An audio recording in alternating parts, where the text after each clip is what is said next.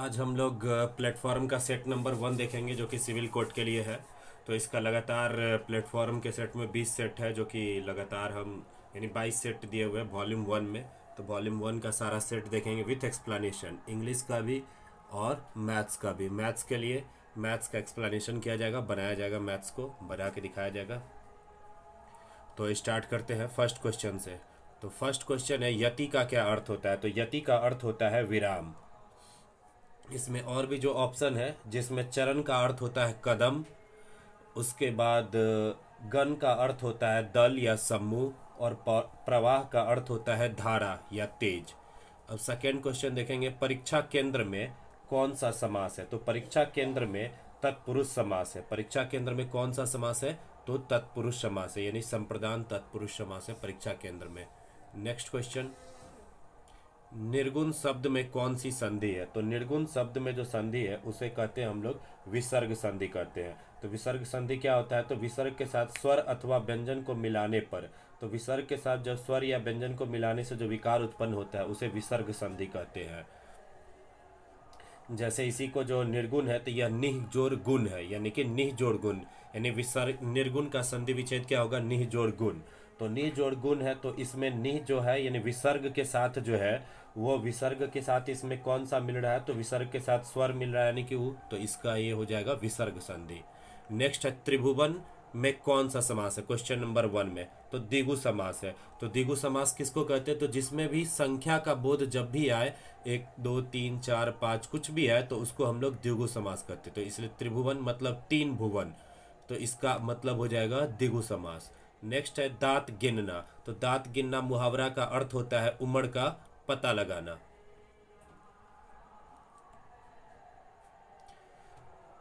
जो जाना न गया हो, तो इस वाक्यांश में इसको क्या कहते हैं, तो इसको कहते हैं हम लोग अज्ञात। जो जाना न गया हो तो उसे कहते हैं अज्ञात। क्वेश्चन नंबर 6 का ऑप्शन नंबर ए। फिर 7 में है दिए गए विकल्पों में से कौन फूल शब्द का समानार्थी, यानी कि समानार्थी कौन है, तो सुमन इसमें फूल का समानार्थी है।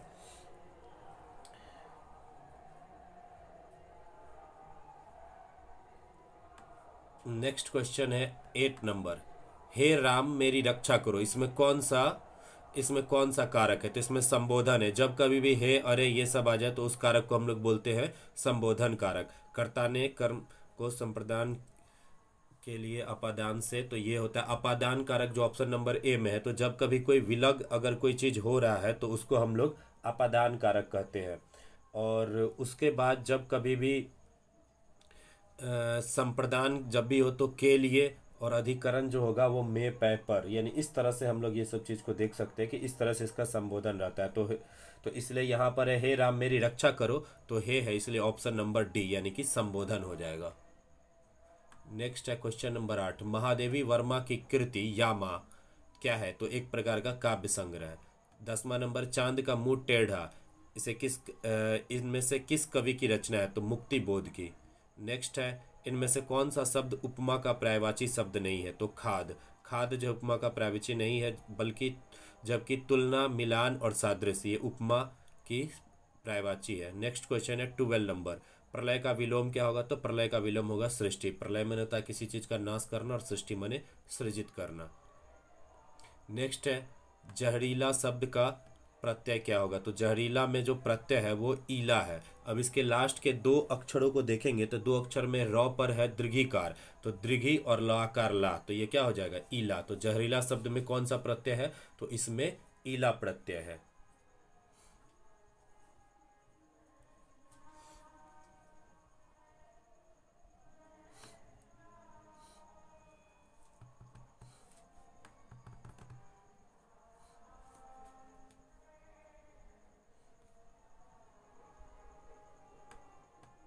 नेक्स्ट है अब क्वेश्चन नंबर 14, त्रिपुरारी का सही संधि विच्छेद क्या होगा।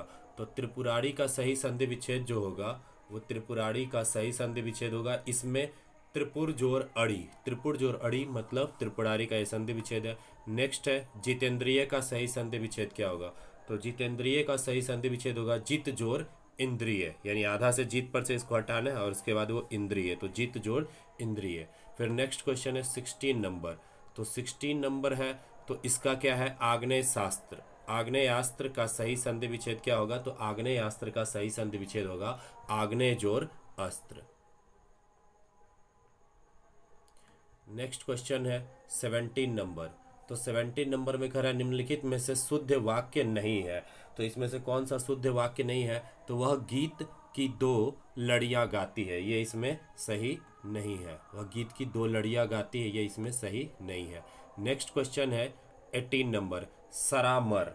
सरामर सरामर में सरामर शब्द है। तो सरामर शब्द क्या है? तो 18 का बी, ये एक विदेशी शब्द है। कौन सा शब्द है? विदेशी। विदेशी उसे कहते हैं जो हूबहू विदेश से आया हुआ शब्द हो, जो हम लोग बोलचाल की भाषा में प्रयोग करने लगते हैं, उसे विदेशी कहते हैं। जैसे लोटा, थाड़ी, पगड़ी, तो ये सब विदेशी शब्द जो है, ये सब विदेशी हो गया। नेक्स्ट है क व्यंजन है। तो क कौन सा व्यंजन है? तो क इसमें व्यंजन है अघोष व्यंजन है। तो इसमें अघोष व्यंजन क है। इसमें जो है पहला जो है वो अघोष व्यंजन है। तो किसी भी वर्ण का जो पहला और दूसरा होता है वो सारे जो होते हैं वो अघोष होते हैं। प्रत्येक वर्ण में जो पहला और दूसरा होता है उसे हम लोग अघोष कहते हैं। तो जैसे क, ख, च, छ, ट, त, थ, प, फ, तो पहला और दूसरा अक्षर जो भी है वो अघोष है, और बाकी जो है तीसरा चौथा ये सब क्या है? घोष। तो दो तरह से होता है, एक अघोष होता है और एक घोष होता है। उसके बाद उष्म व्यंजन में तालव्य स्व, मूर्धन्य स्व और दंत स्व, ये जो आ जाता है वो उष्म व्यंजन में आ जाता है। तो किसी भी वर्ण में जो है वो पहला और दूसरा जो होगा वो सघोष होगा। तो इसलिए क व्यंजन जो होगा इसमें क्या हो जाएगा? सघोष हो जाएगा। नेक्स्ट है क्वेश्चन नंबर 20। इनमें से आगे नाथ न पीछे पगहा लोकोक्ति का क्या अर्थ होता है? तो इसका मतलब होता है कि किसी भी तरह का जो है जिम्मेदारी ना होना, यानी ना आगे नाथ न पीछे पगहा, यानी कि वो आदमी फ्री रहता है। तो ये हो गया हिंदी का 20 क्वेश्चन। अब नेक्स्ट स्टार्ट करेंगे इंग्लिश में। तो इंग्लिश में फर्स्ट वर्ड है इसमें मेंटेन। फर्स्ट वर्ड है इसमें मेंटेन। तो मेंटेन का इसमें से हो जाएगा, इसमें बताना है सबसे पहले अपोजिट मीनिंग बताना है, कि अपोजिट मीनिंग इसमें से बताना है, यानी एंटोनिम्स है। तो इसमें सबसे पहले जो है वो वर्ड है मेंटेन। मेंटेन का मतलब हम लोग को पता है कि कायम रखना, जारी रखना और कंटिन्यू। तो इसका जो होगा वो हो जाएगा एबेंडन। एबेंडन मतलब होता है किसी भी चीज़ को त्यागना, यानी कि उसे छोड़ देना। तो ये इसका एंटो हो जाएगा। और इसमें देखिए प्रिजर्व का मतलब होता है कंटिन्यू करना, ऑप्शन नंबर 1 में। फिर ऑप्शन नंबर सी में प्रोटेक्ट है, इसका अर्थ होता है बचाना। सस्टेन मतलब किसी भी चीज़ को यानी कि सरवाइव करना, ये हो गया सस्टेन का। नेक्स्ट है रिमेंबर माने पता होता है कि याद करना होता है। तो इसका उल्टा इसमें से क्या हो जाएगा? तो इसका उल्टा इसमें से हो जाएगा फॉरगेट माने होता है किसी चीज़ को भूलना। इसमें बाकी ऑप्शन जो है, ऑप्शन नंबर ए लर्न माने सीखना, मेमोराइज माने याद करना किसी चीज़ को, और रिटेन मतलब बनाए रखना उस चीज़ को। नेक्स्ट है पैक्यूलियर माने होता है अननोन, यानी जिसके बारे में किसी चीज़ को नहीं पता हो, यानी अननोन हो, यानी कि जिसको ऑड। तो एंटो सीनो जो होगा उसका, यानी पैक्यूलियर का सीनो जो होगा वो अननोन होता है, जो पता नहीं हो। तो यहाँ पर पैक्यूलियर अननोन, और यहाँ पर हम लोग ये भी कह सकते हैं कि पैक्यूलियर है, अननोन है, या अलग टाइप का है, भिन्न है। तो ये इसका एंटो जो होगा वो नॉर्मल हो जाएगा, यानी कि साधारण। नेक्स्ट है क्वेश्चन नंबर 25। इसमें है in the following question out of alternative choose one which can substituted for the given, यानी वन वर्ड सब्सटीट्यूशन है। नॉट अलाउड टू डू और बी समथिंग, यानी कोई उसका परमिशन अगर कुछ नहीं दिया गया तो उसको क्या बोलते हैं? तो इनएलिजिबल। तो उसको क्या बोलते हैं? इनएलिजिबल, यानी कि वो उसके योग्य नहीं है। अब नेक्स्ट क्वेश्चन पे आएंगे, यानी कि जो है वो क्वेश्चन नंबर 25। तो क्वेश्चन नंबर 25 क्या है? वन वर्ड सब्सटीट्यूशन में the group of vehicles travelling together, यानी ग्रुप ऑफ व्हीकल जो एक साथ जाता है, typically one accompanied by arm troops. तो इसको हम लोग कहते हैं कॉन्वॉय। इसमें एक ऑप्शन है फ्लीट, जो होता है कि जैसे मान लो समुद्र का में जो जहाज का ग्रुप होता है तो उसको हम लोग फ्लीट कहते हैं। 26 नंबर क्वेश्चन 26 में है an image of God used for worship, यानी कि इमेज ऑफ गॉड जिसको वो पूजा के लिए यूज किया जाता है तो उसको बोलते हैं आइडॉल। तो ये इसका आंसर हो जाएगा ऑप्शन नंबर बी, नेक्स्ट है फिल इन द ब्लैंक्स। तो फिल इन द ब्लैंक्स में है क्वेश्चन नंबर पहले 27 देखेंगे। Although I like cats, यद्यपि मैं बिल्ली को पसंद करता हूँ। I cannot dash one as a pet, तो उसको क्या करना होगा, एडॉप्ट। अप्लाई तो होगा नहीं, वाइड होगा नहीं, एग्री ये होगा नहीं, एडॉप्ट मने होता है किसी चीज़ को अपनाना या गोद लेना, तो इसका ऑप्शन नंबर हो जाएगा बी। फिर नेक्स्ट क्वेश्चन है 28 number. He is always restless, यानी वो हमेशा रेस्टलेस रहता है। ही इज़ नेवर एट, तो क्या हो जाएगा, he is never at peace होना चाहिए क्वेश्चन नंबर 28 का बी, यानी नेवर एट पीस यानी कभी शांति में नहीं रहता है। नेक्स्ट है 29। Radha was extremely dash about the welfare of her parents, तो एक्सट्रीमली, तो राधा यहाँ पर हो जाएगी एक्सट्रीमली एनेक्सियस, मतलब यानी कि काफ़ी ज़्यादा वह भयभीत या काफ़ी ज़्यादा चिंतित रहती है। एनेक्सियस माने चिंता करना, तो काफ़ी ज़्यादा चिंतित रहती है राधा अपने पेरेंट्स के वेलफेयर के लिए। नेक्स्ट है if you do not return my money, यदि तुम मेरा पैसा वापस नहीं करते हो, I will dash you to court, तो यहाँ पर क्या होगा, कैरी, ड्रैग या पुश या लिफ्ट, तो इसका ऑप्शन जो होगा वो ड्रैग होगा। क्या होगा, ऑप्शन नंबर बी, यानी 30 का बी, कि अगर तुम मेरा पैसा नहीं देते हो तो मैं तुम्हें कोर्ट तक घसीटूंगा। जनरली लोग हिंदी में भी यही बोलता है, ड्रैग मनी होता है खींचना या घसीटना। Question number 31। Social distancing should be practiced in dash with the other everyday preventive actions, यानी सोशल डिस्टेंसिंग जो है वो मेंटेन करना चाहिए हम लोग को प्रैक्टिस में, तो किस चीज़ के लिए, तो इसका ऑप्शन नंबर हो जाएगा 31 का डी। इन कॉम्बिनेशन विथ, यानी in combination with other everyday preventive action, यानी बचाव के एक्शन में इसको भी शामिल करना चाहिए। नेक्स्ट है यानी सिनोनिम, यानी सेम वर्ड, सॉरी ये है मिस स्पेल्ड, यानी इसमें से कौन सा स्पेलिंग गलत है, तो कौन सा स्पेलिंग गलत है, तो उसको देखेंगे कि 32, तो 32 में कौन सा स्पेलिंग गलत है, तो 32 में स्पेलिंग जो गलत है वो ऑप्शन नंबर डी में गलत है। तो ऑप्शन नंबर डी में अब हम देखेंगे कि गलत क्या है, तो डिक्शनरी, तो डिक्शनरी में जो ई है तो ई के जगह पर क्या होगा, ए होगा, तो ई की जगह पर ए होगा। बाकी सारे स्पेलिंग डिक्टेट सही है, डिसीजन सही है और डिफरेंस सही है, लेकिन गलत कौन है, डिक्शनरी, तो डिक्शनरी का स्पेलिंग DICTIONARY होगा। नेक्स्ट है इसमें से कौन सा गलत है 33 में, तो 33 में जो गलत है वो गलत है फ्लेवर, तो फ्लेवर का सही स्पेलिंग क्या होता है, तो 33 का ऑप्शन नंबर बी होगा, फ्लेवर का सही स्पेलिंग होता है FLAVOUR, तो फ्लेवर। फिर नेक्स्ट क्वेश्चन है 34 का कौन सा होगा, तो 34 का होगा बी, यानी कंपलसरी, तो कंपलसरी में क्या गलती है, तो ERY के जगह ORY होगा कंपलसरी में।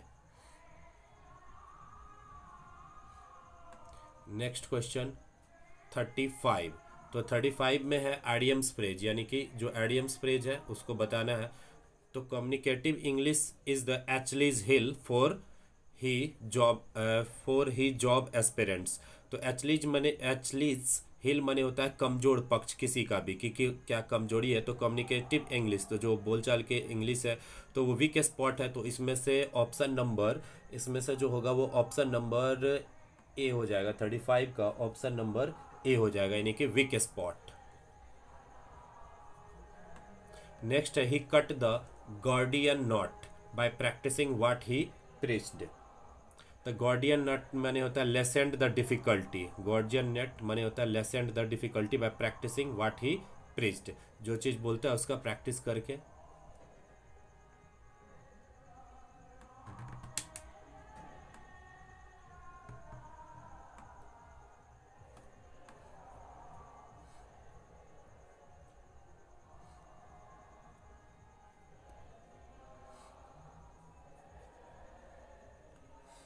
नेक्स्ट है क्वेश्चन नंबर 37, तो 37 में है he takes a leap in the dark, तो इस फ्रेज का क्या अर्थ होगा, he took a leap in the dark with his latest investment in stocks, the took a risk या was hesitant, was confused, was कॉक्सियर, तो इसमें हमारे हिसाब से होना चाहिए 37 का ए नंबर, यानी टुक अ रिस्क, तो he took a leap in the dark with his latest investment in stock, तो took a risk, took a leap in the dark, तो इसका आंसर होगा टुक अ रिस्क, यानी कि रिस्क लिया।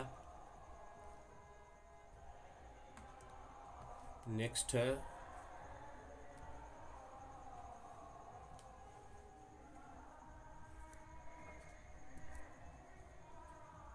Question number 38।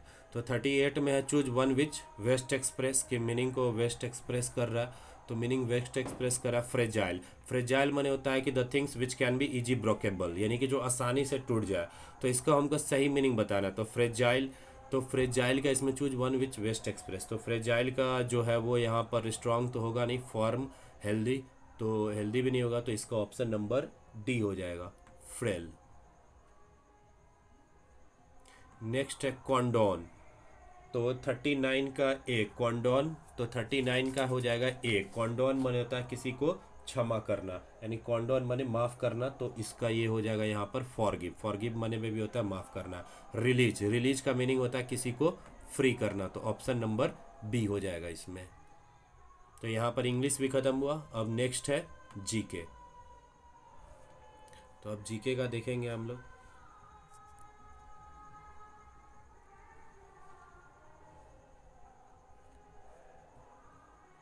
तो जीके का है सबसे पहले, डैश वनों की कटाई के लिए जिम्मेदार प्रमुख कारक है में से एक है। तो वनों की कटाई, डैश वनों की कटाई के लिए जिम्मेदार प्रमुख कारकों में से एक है। तो सूखा, ज्वालामुखी विस्फोट, साइक्लोन या कृषि। तो कृषि के लिए ही हम लोग क्या करते हैं, जंगलों की सफाई करते हैं, इसलिए ऑप्शन नंबर डी हो जाएगा। नेक्स्ट है 42। 42 है विश्व का सबसे बड़ा कॉफ़ी उत्पादक देश कौन सा है। तो हम लोग को पता है कि कॉफ़ी उत्पादक देश जो है वो ब्राज़ील है। ब्राज़ील जो है वो सबसे बड़ा कॉफ़ी उत्पादक देश है। नेक्स्ट है भारत के उच्चतम न्यायालय की प्रथम महिला न्यायाधीश कौन बनी थी। तो प्रथम महिला न्यायाधीश बनी थी इसमें से एम फातिमा बीबी, यानी ऑप्शन नंबर डी। नेक्स्ट है गौतम बुद्ध ने अपना अंतिम उपदेश कहाँ दिया था। तो गौतम बुद्ध ने अपना अंतिम उपदेश जो दिया था वो कुशीनगर में दिया था, जहाँ पर उनको निर्वाण प्राप्त हुआ था, कुशीनगर में ही।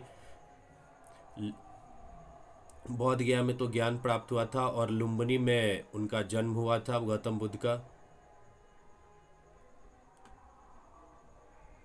नेक्स्ट है क्वेश्चन नंबर 35। दिल्ली सल्तनत का शासक जो दिल्ली से अपनी राजधानी एक ऐसे शहर में ले गया जिसे बाद में आगरा के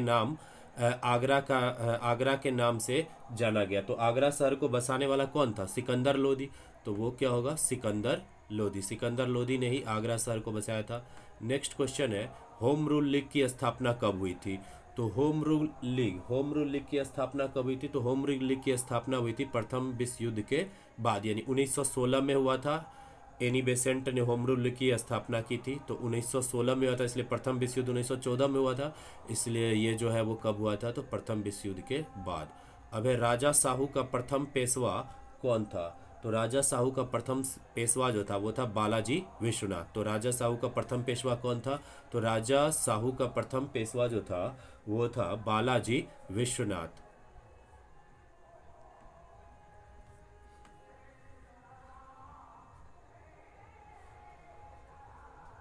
नेक्स्ट है 48। तो 48 नंबर क्वेश्चन में क्या है, निम्नलिखित में से किस अनुच्छेद में राज्यसभा को यह अधिकार है कि वह 2/3 बहुमत से नई अखिल भारतीय सेवाओं का सृजन कर सके। तो नई अखिल भारतीय सेवाओं का सृजन जो है वह किस अनुच्छेद से करेगा। तो अनुच्छेद नंबर 312 से नई अखिल भारतीय सेवा का सृजन जो है वो राज्यसभा कर सकता है। किस नंबर आर्टिकल से, तो 312 नंबर। नेक्स्ट है यदि भारत के नियंत्रक एवं महालेखा परीक्षक पर कदाचार तथा असमर्थता का आरोप लगाया जाता है तो वह पदच्युत होगा। तो पदच्युत कैसे होगा। तो संसद के दोनों सदनों के समावेदन पर, राष्ट्रपति के हस्तक्षेप पर, केंद्रीय मंत्रिमंडल द्वारा महाभियोग लगाने पर, या सर्वोच्च न्यायालय के हस्तक्षेप पर। तो इसका आंसर होगा ऑप्शन नंबर ए, संसद के दोनों सदनों के समावेदन पर। तो संसद के दोनों सदनों के समावेदन पर जो है वो उसको हटाया जाएगा, और नियंत्रक महालेखा परीक्षक पर भी जो है वो महाभियोग ही लगाया जाता है। तो इसमें होगा भारत के महालेखा नियंत्रक परीक्षक पर कदाचार तथा असमर्थता का आरोप लगाया जाए तो उसे पदच्युत किया जाएगा दोनों सदनों के समावेदन पर। नेक्स्ट है अरब सागर और फारस की खाड़ी, अरब सागर और फारस की खाड़ी जुड़े हुए हैं किससे? तो हारमुज जलडमरूमंद से।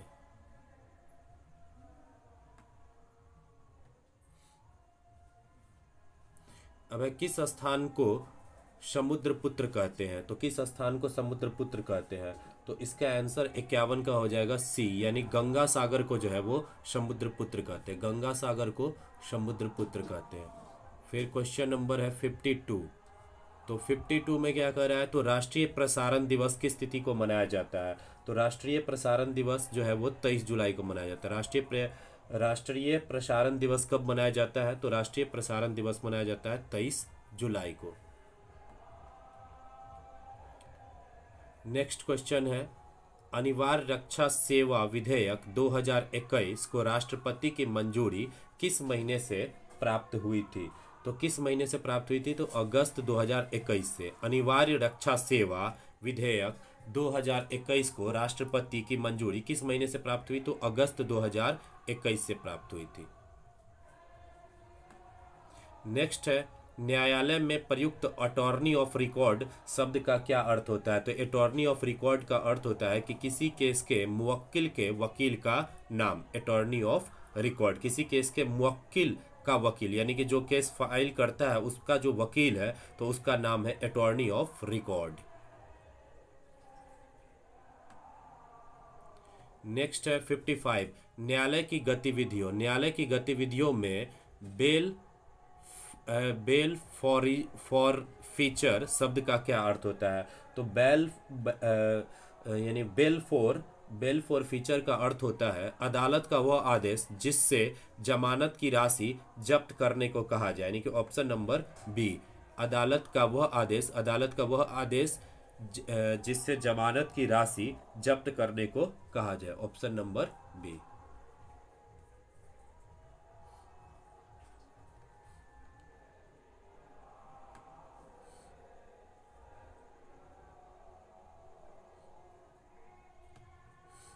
अब है साइंस का क्वेश्चन। तो साइंस के क्वेश्चन में है कि सूर्य के ऊर्जा का स्रोत क्या है?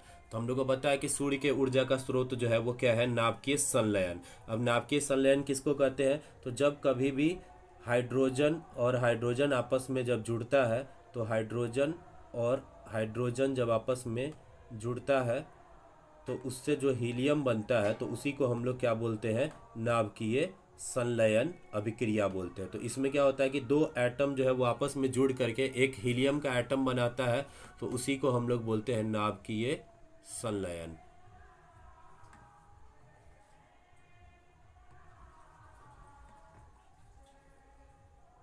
तो वो हो गया नाभिकीय संलयन। और नाभिकीय विखंडन में क्या होता है? तो जब एक बड़ा सा जो परमाणु है वो टूट के दो छोटे छोटे में जब नाभिक टूटता है तो उसी को नाभिकीय विखंडन कहते हैं। तो हाइड्रोजन बम जो है वो नाभिकीय संलयन पर आधारित है, सूर्य की ऊर्जा भी जो है वो नाभिकीय संलयन पर आधारित है, जबकि परमाणु बम जो है वो नाभिकीय विखंडन पर आधारित है। तो ये भी क्वेश्चन आता है एग्जाम में कि नाभिकीय विखंडन जो किस पर आधारित है। नेक्स्ट क्वेश्चन है, डैश जंतुओं का सबसे बड़ा समूह है? तो जंतुओं का सबसे बड़ा समूह जो है वो है ऑर्थोपोडा। ऑर्थोपोडा में जनरली जो कीड़े मकोड़े ये सब आते हैं, झींगा ये सब जो जितने भी है ये सब ऑर्थोपोडा में आते हैं। नेक्स्ट है, संगमरमर चिप्स पर तनु हाइड्रोक्लोरिक अम्ल की क्रिया जो होती है तो उसके लिए कौन सा रिएक्शन है? तो उसके लिए रिएक्शन है ऑप्शन नंबर ए, यानी CaCO3 यानी कैल्शियम कार्बोनेट रिएक्ट करता है हाइड्रोक्लोरिक एसिड के साथ और बनता है कैल्शियम क्लोराइड, वाटर और CO2। नेक्स्ट है, किसी गर्म भट्टी से उत्सर्जित विकिरण को क्या कहते हैं? तो किसी भी गर्म भट्टी से जो उत्सर्जित विकिरण होता है उसे हम लोग क्या कहते हैं? तो अवरक्त विकिरण। कौन सा विकिरण? अवरक्त, यानी कि इंफ्रारेड।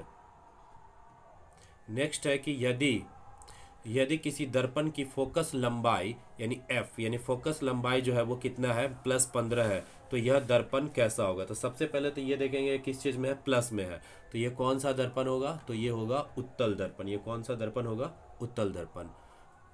अब नेक्स्ट यहाँ तक तो ये जीके का क्वेश्चन खत्म हुआ। अब नेक्स्ट क्वेश्चन जो है वो मैथ्स का क्वेश्चन आता है। तो मैथ्स का क्वेश्चन है, ये पहला क्वेश्चन तो जो मैथ्स का है तो ये तो सीधे सॉल्व करना है, कैलकुलेशन बेस्ड है। सबसे पहले का प्रोसेस होगा और फिर उसको जोड़ घटाव करके हम लोग जब बनाएंगे तो इसका आंसर जो 61 का आंसर आएगा बी नंबर, यानी 5 होल 1/6। नेक्स्ट क्वेश्चन है 62। 62 है 10, 16, 22 और 32 में से प्रत्येक में x का मान क्या जोड़ा गया है कि इस क्रम में प्राप्त संख्याएं समानुपात हो जाए। संख्याओं का x+1 और 3x+1 के बीच मध्य अनुपात क्या होगा। तो सबसे पहले कह रहा है कि इसमें से प्रत्येक में x का मान क्या जोड़ा जाए। तो x का मान इसमें हम लोग क्या करेंगे, जोड़ करके देख लेंगे और उसके बाद उसको रेशियो में रखें, यानी कि जो पहला x जोड़ करके उसका जो पहला 10 है उसका गुना जो होगा वो, अगर इसको चाहे तो सॉल्व करके भी बता सकते हैं। तो इसको सॉल्व करके अगर मान लेते हैं बताते हैं, तो 1 मिनट सॉल्व करके बताने के लिए। तो इसको सॉल्व करके बताने के लिए जो है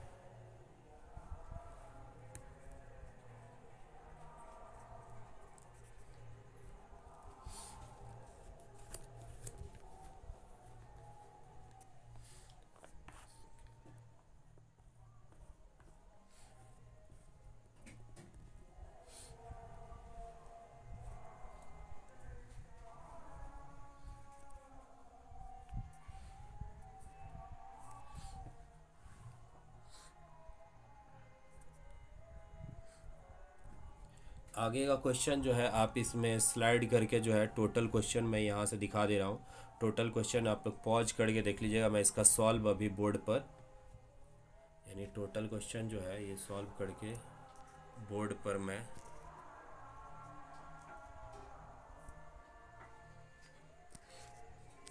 स्लाइड करके दिखा दे रहा हूँ टोटल क्वेश्चन, जिसको आप पॉज करके एक एक करके 1 बाय 1 क्वेश्चन देख सकते हैं। सारे क्वेश्चन को मैं बोर्ड पर जो है वो बताऊंगा।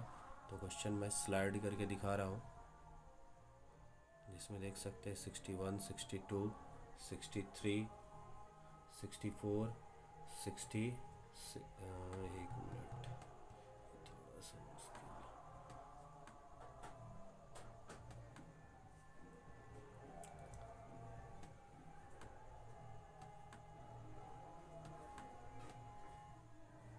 इसमें देख सकते हैं ये सब क्वेश्चन है। तो इसमें सिर्फ मैं क्वेश्चन है तो इसका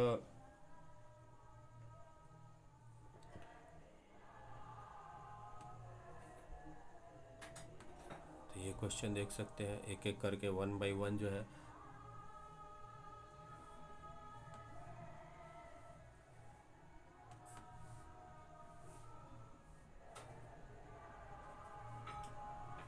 वन बाय वन मैं सारे क्वेश्चन को दिखा दे रहा हूँ और मैं नंबर बोलूँगा, उसके बाद आप वो क्वेश्चंस को देख लेंगे, फिर मैं उसका वहाँ पे जो है वो सॉल्व एक एक करके दे दूँगा। अब यहाँ से इधर 76, 77, 78, 78, फिर उसके बाद 70, उसके बाद 81, उसके बाद 82, उसके बाद अब इधर से है 83, 84, 85, 85 तक था मैथ्स का क्वेश्चन।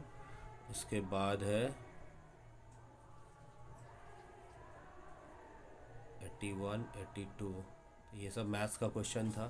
तो अब मैथ्स का क्वेश्चन में मैथ्स का क्वेश्चन जो है वो, तो अब मैथ्स का क्वेश्चन बताऊंगा एक एक करके बोर्ड पे। तो अब बोर्ड पे फोकस होगा इसका, और मैथ्स का क्वेश्चन जो है 1 बाय 1 बताया जाएगा बोर्ड पे।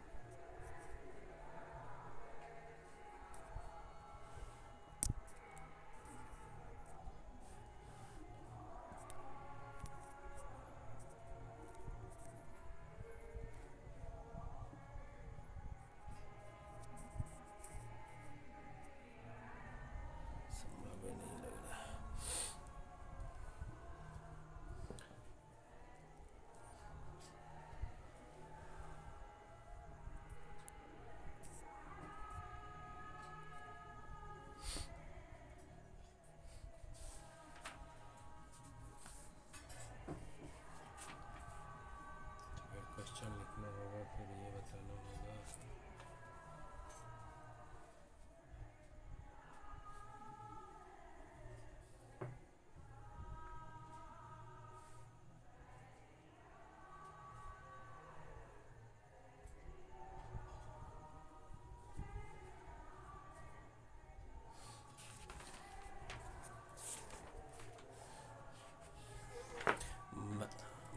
के लिए, मैथ्स के लिए अलग से